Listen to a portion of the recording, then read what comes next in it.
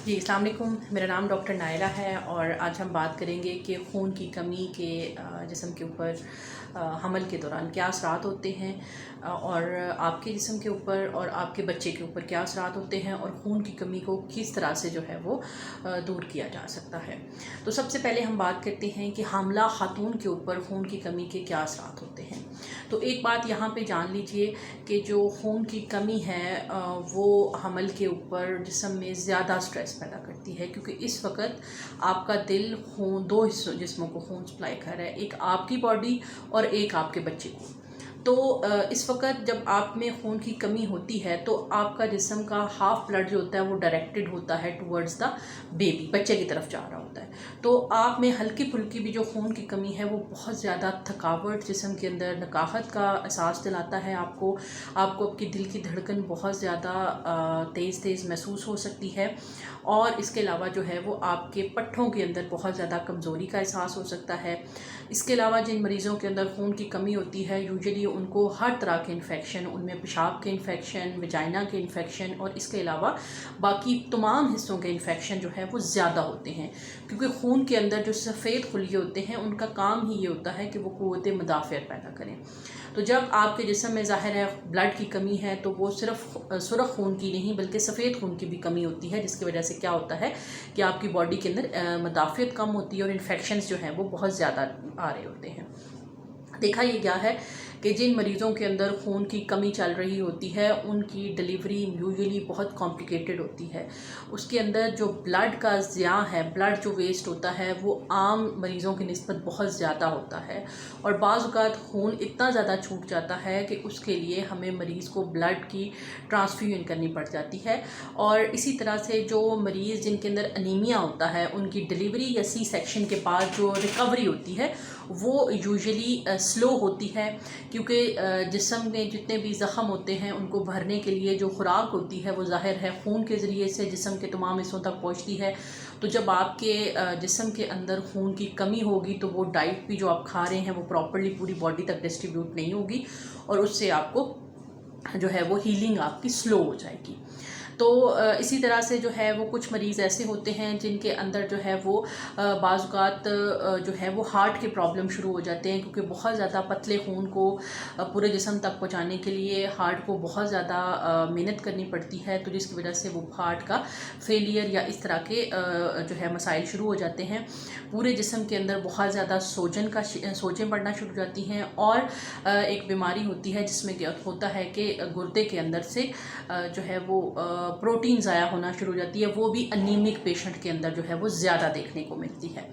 इसी तरह से अगर हम बात करें बच्चे के ऊपर अनीमिया के क्या असरात होते हैं, तो सबसे पहली बात कि जब बच्चे को अपनी डाइट प्रॉपर नहीं मिल रही होती है तो बाज़ औक़ात ग्रोथ रिस्ट्रिक्शन की वजह से उसके अंदर मिसकैरेजेस का रिस्क बहुत ज़्यादा होता है। अनीमिक पेशेंट्स के अंदर डबल टाइम ज़्यादा रिस्क होता है मिसकैरेज का एज़ कम्पेयर टू जो नॉर्मल पॉपुलेशन जो कि अनीमिक नहीं होती है। तो इसके अलावा क्या हो सकता है कि आपके बच्चे की जो ग्रोथ होती है वो बहुत लो होगी, बच्चा लो बर्थ वेट पैदा होगा और इसके साथ साथ जो है वो बच्चे की जो ग्रोथ, हाइट और वेट होता है वो प्रॉपर्ली जेनेटिक के मुताबिक, जीन्स के मुताबिक अचीव नहीं होता। और जो बच्चे अनीमिक माओं के थ्रू पैदा होते हैं उनकी इम्यूनिटी बहुत कम होती है। यूजुअली ये बच्चों को नमूनिया और जो है वो डायरिया, लूज़ मोशन जैसे मसाइल दूसरे बच्चों की निस्बत ज़्यादा देखने में आते हैं। इसी तरह से जो आपका बच्चा होता है उसका ब्रेन सिस्टम 70-80% माँ के पेट के अंदर बन जाता है। तो जो अनीमिक बच्चे होते हैं उनका IQ पोटेंशियल या जहानत जिसे हम कहते होते हैं वो कम होती है। यूजुअली ये देखा गया कि जो अच्छे सेटअप्स या अच्छी एंटीनेटल केयर से बच्चे पैदा होते हैं वो बहुत ज़हीन होते हैं और जो बच्चे जो है वो लो या डंप एरिया में पैदा होते हैं, जिनकी माँओं की खुराक की कमी पूरी नहीं होती है, यूजुअली देखा गया है कि वो बच्चे बहुत ज़्यादा गौबी या कम इंटेलिजेंट होते हैं। उसकी वजह ये नहीं होती है कि उनको वो जेनेटिकली जो है वो नालायक होते हैं, उसकी वजह ये होती है कि उनको डाइट प्रॉपर नहीं मिलती है। इसी तरह से एक और चीज़ जो बड़ी कॉमनली ऑब्ज़र्व की जाती है वो ये होता है कि फ़र्स्ट बेबी यूजुअली बहुत ज़्यादा इंटेलिजेंट होता है। उसकी वजह ये होती है कि उस वक्त माँ की बॉडी चूँकि फ़र्स्ट प्रेगनेंसी के अंदर उसके स्टोर्स पूरे होते हैं, तो ज़्यादा से ज़्यादा डाइट उसको डिलीवर होती है। और जो यूजुअली फ्रीक्वेंटली जो ऑनवर्ड्स जो बच्चे होते हैं उनकी दफ़ा अक्सर हम पाकिस्तान, इंडिया, बांग्लादेश जैसे मुल्कों में खुराक की कमी का शिकार हो जाती हैं माएँ, और जिसकी वजह से क्या होता है कि वो बच्चे अपना पूरा IQ पोटेंशियल अचीव नहीं कर पाते। अब ये तो बात हो गई कि असरात की। इसके बाद जो बच्चे खून की कमी का शिकार माओं के अंदर पैदा होते हैं, उनके अंदर जो है न्यूरल ट्यूब डिफेक्ट, इसमें कि क्या होता है कमर पे फोड़ा या जो दिमाग के अंदर पानी होता है वो हाइड्रोकेफलस या दिमाग की हड्डियों का पूरी तरीके से ना बनना, इस तरह के मसाइल देखने में मिल सकते हैं। तो ये थे असरात। अब हम बात करेंगे कि खून की कमी को किस तरह से पूरा किया जाए।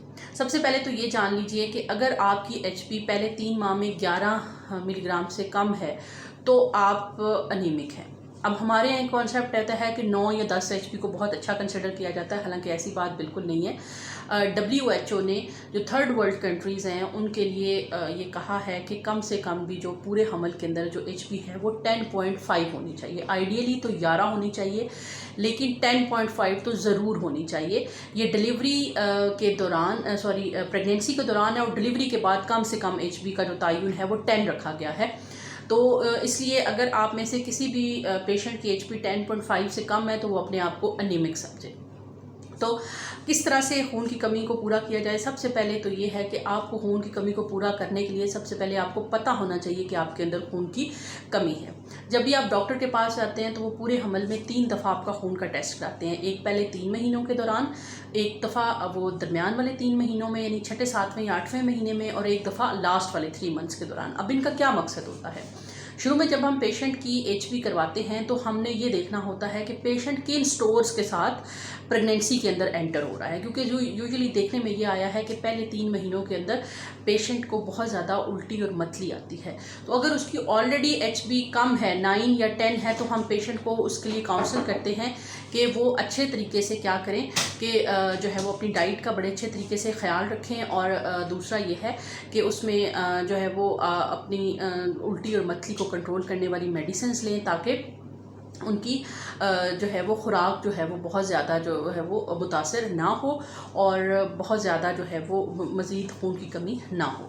यूजुअली पहले 3 माह के अंदर चूँकि बच्चा बहुत स्पीड के साथ अपने तमाम अज़ा बना रहा होता है, तो हम ताकत की दवाइयाँ नहीं देते सिवाय फॉलिक एसिड के, या प्रेगनेंसी को सपोर्ट करने के लिए अगर प्रोजेस्टेरॉन वगैरह की ज़रूरत होती है। इसके अलावा हम कोई भी मेडिसिन नहीं देते हैं। तो यूजुअली हम ताकत की दवाइयाँ भी पहले 3 माह के गुजरने के बाद शुरू करते हैं। उसका एक तो फ़ायदा ये होता है कि उल्टी या मतली काफ़ी हद तक बेहतर हो गई होती है, और दूसरा ये होता है कि बच्चे की ग्रोथ जो होती है वो भी तमाम ऑर्गन्स बन गए होते हैं। तो पहले 3 माह में अगर आपको बहुत ज़्यादा उल्टी मतली होती है तो आप फ्रीक्वेंटली डॉक्टर को विज़िट करें और अपनी जो है वो मेडिसिन्स को रिव्यू करवाएं, ताकि आपकी उल्टी मतली बेहतर हो और आप इन 3 माह के अंदर जो है वो डाइट को ले सकें। अच्छा, प्रेगनेंसी के अंदर क्या डाइट लेनी है उसके लिए हमने अलहदा से मैंने एक वीडियो बनाई हुई है जो कि हमल के अंदर जो है वो खुराक के बारे में है, आप उसको ज़रूर सुनिएगा। उसके अंदर मैंने आयरन रिच फूड या न्यूट्रिशन डेंस फूड या कैलोरीज डेंस फूड के अंदर फ़र्क बताया हुआ है। वो खुराक जिसके अंदर सारी न्यूट्रिशन मौजूद है उसमें और कैलोरीज़ वाली फूड के अंदर फ़र्क है। उसकी मिसाल मैं अक्सर देती होती हूँ कि जो स्प्राइट की एक बोतल होती है उसके अंदर कैलोरीज़ तो काफ़ी ज़्यादा हैं लेकिन न्यूट्रिशन नहीं है, जिसमें आयरन, मिनरल्स और मल्टीविटामिन्स नहीं है। लेकिन इसके मुकाबले में फ्रूट का जो एक बाउल होता है उसके अंदर कैलोरीज़ भी हैं और न्यूट्रिशन भी मौजूद है। तो आपने प्रेगनेंसी में मेक श्योर करना है कि आप न्यूट्रिशन से भरपूर खुराक खाएं, बेशक कम खाएं लेकिन न्यूट्रिशन से भरपूर खुराक खाएं। तो वो आप अपनी वीडियो पूरा डिटेल से सुन लेंगे तो उसमें आपको काफ़ी हद तक पता चल जाएगा। अच्छा, दूसरा ये होता है कि कई मरीज़ जो होते हैं वो क्या करते हैं, हमल के दौरान उनका कच्चे चावल, मिट्टी या इस तरह की चीज़ें खाने को दिल करता है, तो क्या होता है कि उनके पेट में कीड़े हो सकते हैं। तो WHO की नई रिकमेंडेशन है, उसके मुताबिक जो पाकिस्तान, इंडिया और बांग्लादेश जैसे तमाम ममालिक हैं उनमें पेशेंट्स को एक दफ़ा डीवर्म यानी कीड़े मार अद्वियात ज़रूर दे देनी चाहिए, ताकि अगर उनके पेट में कीड़े हैं तो वो ठीक हो जाएँ। तो क्योंकि हमारे यहाँ पाकिस्तान के अंदर और इंडिया और बांग्लादेश के अंदर जो है वो बहुत ज़्यादा स्ट्रीट फूड का कॉन्सेप्ट है। स्ट्रीट फूड बहुत खाई जाती है, तो स्ट्रीट फूड की जो हाइजीन होती है वो बिल्कुल अच्छी नहीं होती है, वो बहुत ज़्यादा आलूदा होती है, तो इसलिए पेट के अंदर कीड़े बनने का चांस काफ़ी हद तक फेयर रहता है, तो ये देने में कोई हर्ज नहीं है। और दूसरी बात ये कि पेशेंट के अच्छे तरीके से काउंसलिंग करें कि ये जो आपको फूड अजीबोगरीब चीज़ें खाने को दिल कर रहा है, इसका नुकसान है, तो पेशेंट अक्सर उसको अवॉइड करते हैं। इसके अलावा जो है वो जो हमारे यहाँ एक बड़ा कॉन्सेप्ट होता है कि जो पहली बात तो है कि मरीज़ टॉनिक्स लेते ही नहीं है, वो ये समझते हैं कि हमें इनकी ज़रूरत नहीं है। ताकत की दवाइयों की प्रेगनेंसी में बहुत ज़रूरत होती है। क्यों? क्योंकि हमारे पास जो डाइट आ रही होती है वो सप्लीमेंटेड नहीं होती है। बाहर के मुल्कों में आटा और वो तमाम चीज़ें जो होती हैं वो अक्सर उसके अंदर एक्स्ट्रा से आयरन डाल देते हैं, ताकि पेशेंट अगर नहीं भी मेडिसिन खाएगा तो उससे जो है वो उसको नुकसान नहीं होगा। तो आपने सप्लीमेंट्स ज़रूर लेने हैं, और अपने दोनों सप्लीमेंट्स आयरन और कैल्शियम के सप्लीमेंट्स के अंदर कम से कम जो है वो 6 से 8 घंटे का ब्रेक लगना है। दोनों अगर सप्लीमेंट आप इकट्ठे खाएंगे तो वो एब्जॉर्ब नहीं होंगे, जिससे दोनों ज़ाया हो जाएंगे। तो अगर आप आयरन की गोली सुबह के टाइम में ले रही हैं तो कैल्शियम की गोली शाम को लें, और इनको दूध के साथ बिल्कुल ना लें। दवाइयाँ पानी के साथ लें, और इनके आगे पीछे दूध या चाय 1-2 घंटे तक बिल्कुल ना लें, क्योंकि दूध और चाय दोनों सप्लीमेंट्स को एब्जॉर्ब होने से रोकते हैं। आप कोशिश करें कि सादे पानी के साथ दवाइयों का इस्तेमाल करें। इसके अलावा अगर आपको दवाइयाँ खाने से आपको कब्ज़ या मैदा ख़राब होता है तो अपने डॉक्टर से रब्ता करें। तो अब आजकल एक ऐसी ड्रिप आ गई है जिसमें क्या होता है, सिंगल डोज़ के अंदर ही तमाम जो प्रेगनेंसी का आयरन है वो आपकी बॉडी को दिया जा सकता है। तो अगर आपके अंदर खून की कमी हो तो आपकी डॉक्टर और आप ताकत की दवाइयाँ नहीं खा सकती हैं। कोई मसला है जिसमें कि आपका बाज़ मरीज़ों का मैदा कमज़ोर होता है, या बाज़ पेशेंट्स को बहुत ज़्यादा कब्ज़ की शिकायत होती है, बवासीर का मसला होता है, तो उनको हम क्या करते हैं कि आयरन जो है वो प्रॉपरली उनको इंजेक्टेबल फॉर्म में दे सकते हैं। जो नए आयरन की जो मैं बात कर रही हूँ उसके रिएक्शंस भी बहुत कम होते हैं, और एक सिंगल डोज के अंदर तमाम रिक्वायरमेंट आयरन की जो है वो पूरी हो जाती है। तो इसके अलावा जो है वो ये है कि हमारे यहाँ थैलेसीमिया बीमारी बहुत कॉमन है। इसमें क्या होता है कि आपकी बॉडी बहुत ज़्यादा मिक़दार में आयरन HB पैदा नहीं करती है, तो ये भी खून की एक वजह होती है। अगर आप प्रॉपर तरीके से आयरन ले रहे हैं, डाइट भी अच्छी, और इसके बावजूद आपकी HB बेहतर नहीं हो रही, तो डॉक्टर इस पर वर्कअप करा के आपको डायग्नोज कर सकती है कि आपको थैलेसीमिया का मसला तो नहीं है। थैलेसीमिया के मरीज़ों को अक्सर हम आयरन नहीं देते, क्योंकि उनकी बॉडी पहले ही आयरन की ओवरलोड का शिकार होती है, तो उनको हम ब्लड ट्रांसफ्यूजन देते हैं। तो मेरी इस सारी वीडियो का मकसद ये है कि आप अपनी डाइट और अपने डॉक्टर के साथ लाइजॉन बहुत अच्छा रखें, ताकि आपको खून की कमी से आपको छुटकारा मिले, और आपकी प्रेगनेंसी हेल्दी तरीके से शुरू हो और हेल्दी तरीके से एंड हो। आपका बेबी जो है वो बहुत अच्छे आउटकम्स के साथ डिलीवर हो, और कोई कॉम्प्लिकेशन प्रेगनेंसी के अंदर ना हो। तो और ब्लड ट्रांसफ्यूजन जो है वो इस चीज़ को याद रखें कि ब्लड ट्रांसफ्यूजन जो है वो ब्लड जो आपको लगता है वो दूसरी बॉडी का हिस्सा है, वो आपकी बॉडी का हिस्सा नहीं है। वो आपके 1 या 2 महीने गुजरवा तो ज़रूर सकता है, लेकिन वो कभी भी आपकी बॉडी का हिस्सा नहीं बनेगा। आपको अपनी बॉडी को अपने हिस्से का आयरन और कैल्शियम खुद बनाना पड़ेगा। तो आपने अपनी डाइट या फिर सप्लीमेंट्स, या बहुत हद होगी तो आयरन की ड्रिप के जरिए से इसको पूरा करना है। ब्लड ट्रांसफ्यूजन मैक्सिमम अवॉइड करें, क्योंकि ब्लड ट्रांसफ्यूजन के जो रिएक्शंस होते हैं वो बहुत ज़्यादा जानलेवा हो सकते हैं।